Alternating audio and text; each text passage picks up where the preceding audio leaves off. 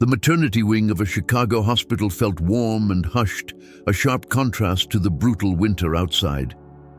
2 days after her C-section, Mia Kang, 32, drifted awake as the anesthesia finally released its grip. Every movement sent a stab of pain through the incision, yet nothing could outweigh the joy of knowing her twin boys were finally here. Pale winter sunlight spilled across the linoleum, sketching faint shadows on the floor. Mia, a content director for a major digital marketing firm, was on a leave of absence after 5 relentless years of fertility treatments. Conceiving twins had been a miracle for her and her husband, Daniel Kim, especially because Daniel's low sperm count had made natural conception nearly impossible. IVF was their last hope, and it had worked. The first 24 hours post-surgery were a blur of nausea and half-formed memories, but one moment stood out. A nurse lowering the babies onto her chest, the delicious weight of them, the frantic hum of their tiny hearts. Now, clear-headed for the first time, she tingled with anticipation. Today, she'd finally study their faces. A nurse entered, thermometer in hand, praising Mia's quick recovery, though something in her expression felt guarded. The door opened again, and Daniel stepped inside.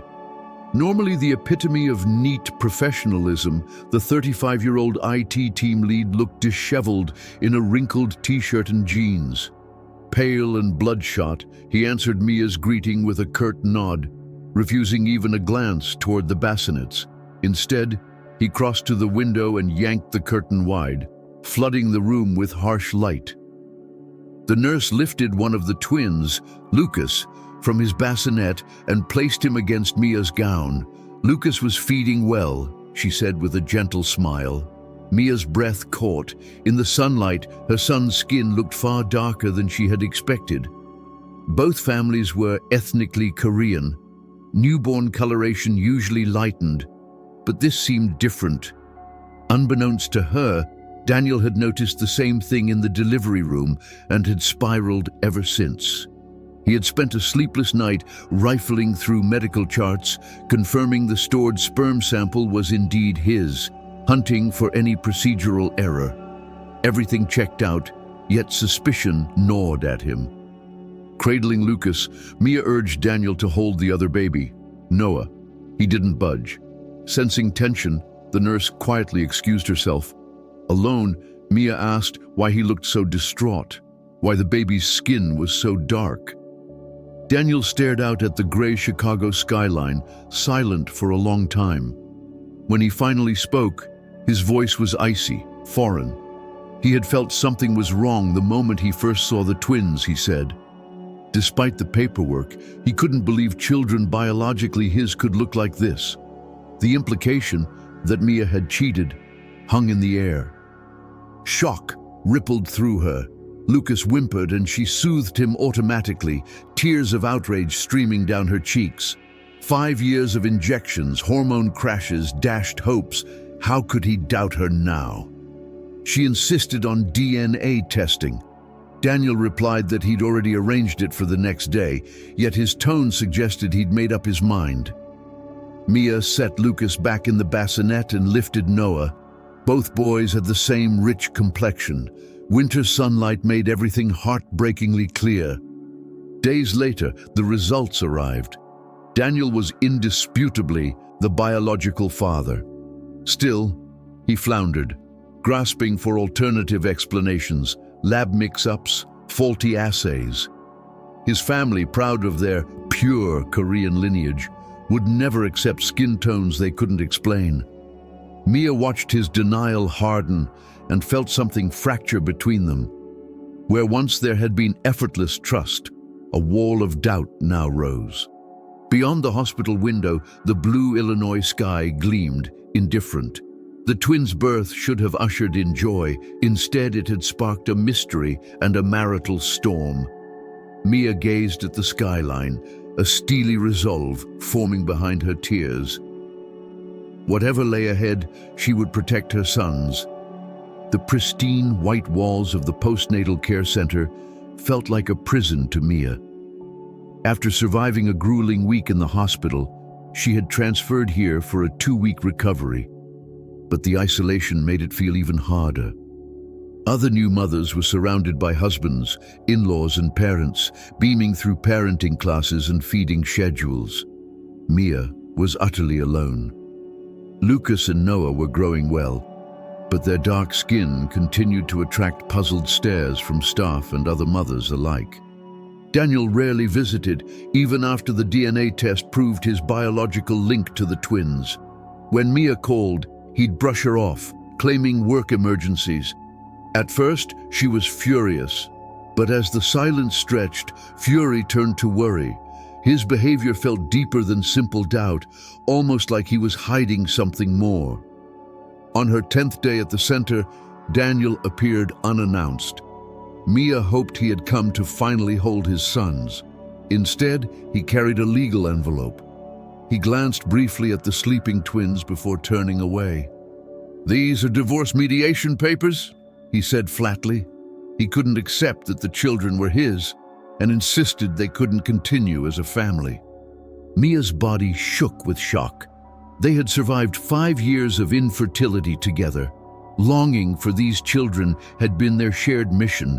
Now, it was all collapsing. "What are you thinking? After everything, you're just walking away." Her voice was tight with disbelief and pain. Daniel remained cold. He would pay child support but couldn't raise children he didn't believe were his. She pleaded, begged him to at least look at the babies properly. He shook his head. He couldn't bear to. Before leaving, he advised her to start looking for a place to live after discharge. As the door shut behind him, tears spilled freely down Mia's face. That night, she barely slept, nursing the twins and sobbing silently. She tried to confront her reality, abandoned by her husband, a mother of newborn twins with no job, no income, and nowhere to go. The future loomed dark and endless. Days before she was due to leave the center, Mia checked her bank account and froze. Their shared savings, nearly $160,000, had been entirely withdrawn. Daniel had always managed their finances. She called him, trembling. Calmly, he said his attorney had advised him to secure his assets ahead of the divorce. His voice was devoid of empathy. Her foundation, financial and emotional, had crumbled completely. That night, after a long session of crying between feedings, Mia made a decision. She had to be strong, for her sons. Asking family for help might seem like the obvious choice, but Mia had no one. Her parents had died in a car accident when she was in high school. Since then, she'd built her life independently. Daniel's parents were alive but had never accepted her. His mother in particular had always blamed Mia for their fertility issues, even during treatment. Her only sibling, an older brother, had emigrated to Canada 10 years earlier. They spoke occasionally, but not enough for Mia to lean on him now.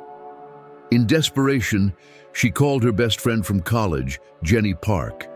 Jenny, a licensed therapist, ran a private counseling center in Evanston, Illinois. She had never married and lived alone. Upon hearing Mia's story, Jenny didn't hesitate. "Come stay with me. Bring the babies. You need a place to breathe until you can stand on your feet." Gratitude overwhelmed Mia. Accepting help was hard for someone who had built a life around self-reliance, but she had no choice. On the day she left the postnatal center, Jenny arrived to pick her and the twins up. Mia looked pale, dark circles shadowing her eyes. Just a year ago, she had been a respected professional in her field. Now she was a mother starting from zero, clinging to a lifeline. "Don't worry, we'll get through this together," Jenny said gently. Mia managed a faint smile, but her heart was heavy. Jenny's home was in a quiet suburban neighborhood in Evanston. The first floor served as her therapy center, and she lived on the second. She gave Mia her bedroom and moved into the guest room. The house was warm, neatly decorated, and full of calming energy. But everything felt strange to Mia. That night, after the babies had fallen asleep, she and Jenny sat in low light, quietly talking. Jenny listened without interruption, offering only nods and the occasional murmur of disbelief. "I still don't get it," Mia said, her voice hoarse. "How could Daniel ignore DNA results? Could there be something genetic we don't know?" Jenny frowned. "Is there any chance his family has mixed ancestry? Anything he never told you?" Mia shook her head. "He always said his family was 100% Korean. I've seen the photos, his parents, his grandparents, they all look it." That night, after feeding the twins, Mia stared at their tiny faces. Lucas, the quieter of the two, fed calmly and rarely cried. Noah was more vocal, demanding attention with his cries and smiles. Despite their skin color, which still drew stares, they were perfect to her. She swore she would survive, rebuild, and give them the life they deserved. The next day, Jenny introduced her to a friend who was a family attorney. He patiently listened to Mia's situation and explained her options. She could legally demand half of the shared assets and secure child support, but it would take time. "What about now?" Mia asked. She had no income. Jenny stepped in. "There's an opening at the Center for Admin Support. Come work with me. Bring the babies. We'll set up a space in the back." Mia hesitated. The offer was generous, but the logistics seemed impossible. Still, she accepted. She had to. That evening, after settling the twins, Mia sat quietly in the back room of Jenny's therapy center and wept. Not from immediate sadness, but from the crushing weight of everything. Her collapsed marriage, financial insecurity, the constant anxiety of raising two infants alone. She tried to work during the day, answering phones and managing appointments, while stepping away to feed or soothe the boys when they cried. But the setup wasn't sustainable. One afternoon, after a particularly difficult day, Mia approached Jenny. "I don't think this is working," she said gently. Jenny nodded. She had noticed the mounting strain. Taking care of two babies while handling clients and administrative work wasn't feasible long-term. Mia started searching for daycares nearby. She was lucky. One well-reviewed center had 2 openings in its infant room. The director was kind and agreed to take in the twins. That night, Mia lay awake, her heart aching. The thought of leaving her just over a month-old sons with strangers terrified her. But she had no other option. The next morning, her hands shook as she dressed the twins and packed their bags. When Lucas clung to her shirt with his tiny fingers, her tears returned. Dropping them off felt like abandoning part of herself. On the walk back to the center, she paused repeatedly, resisting the urge to run back. "You're doing what's necessary, Mia. They'll be okay," Jenny reassured her. That afternoon, when she picked them up, the guilt overwhelmed her. She inhaled the scent of their hair, whispering apologies. "I'm so sorry, my babies. Mommy has to do this so we can survive." Jenny adjusted Mia's work schedule to allow her earlier departures and fewer hours. Mia appreciated it more than she could say, but worried about being treated differently. Then came the next challenge, breastfeeding. She couldn't nurse during work hours, so every afternoon during lunch, she locked herself in the supply room with a breast pump. It was physically painful and emotionally draining. Her breasts ached, her arms trembled, and each session reminded her of the distance between her and her babies. One day, her phone rang mid-pump. In the rush to answer, she knocked over the bottle of milk. It shattered on the floor. Mia collapsed, sobbing silently on the cold linoleum. Jenny found her minutes later. "It's okay. I'll clean it up," she said softly, kneeling beside her. Mia cried harder. It wasn't just the milk.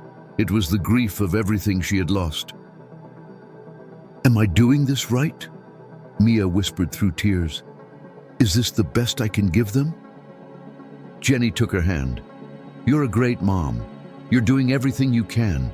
They feel your love every second." By the end of the month, a rhythm began to form. Mia woke up early, dropped the twins at daycare, worked at the center, came home exhausted, and cared for them late into the night.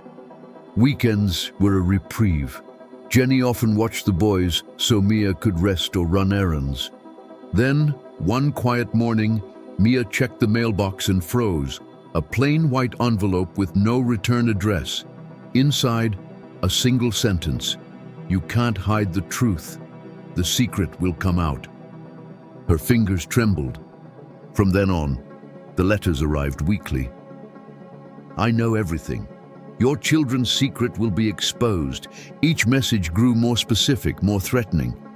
Mia reported it to the police, but without a direct threat, there wasn't much they could do. Her world began to close in.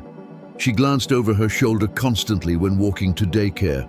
At night, she checked the locks over and over. 6 months later, Mia had begun to reclaim pieces of her former self. She took on freelance digital marketing projects recommended by former co-workers. After the twins were in bed, she'd work at the kitchen table, grateful for the extra income. She dreamed of eventually moving into her own place again, of having a real home for her sons. Her divorce proceedings were moving slowly. Her attorney believed she had a strong case to recover her share of the savings Daniel had taken and secure fair child support. Meanwhile, Mia clung to her routine. On a rainy Tuesday evening, she picked up the twins from daycare. When they saw her, their faces lit up and her heart melted. Lucas had become an observant, quiet child, while Noah was outgoing and quick to smile. Their dark skin still drew stares, but to Mia, they were the most beautiful beings in the world. "It's okay, my loves. Mommy's here," she whispered, holding them close. In that moment, everything else faded. She would keep going. For them, for herself. With Jenny's support, her son's laughter, and her own growing strength, Mia pressed forward. Her previous life, full of comfort and control, was gone. But in its place, something more resilient had taken root. One foggy morning, as she walked the boys to daycare, her phone rang, a number she didn't recognize. She almost ignored it, then hesitated. What if it was about the kids? She answered. On the other end, she heard a voice she hadn't heard in 8 months, Daniel's. His tone was no longer sharp or cold. It was weary, unsure. "I need to talk to you," he said. "Face to face. It's important." Mia's heart clenched.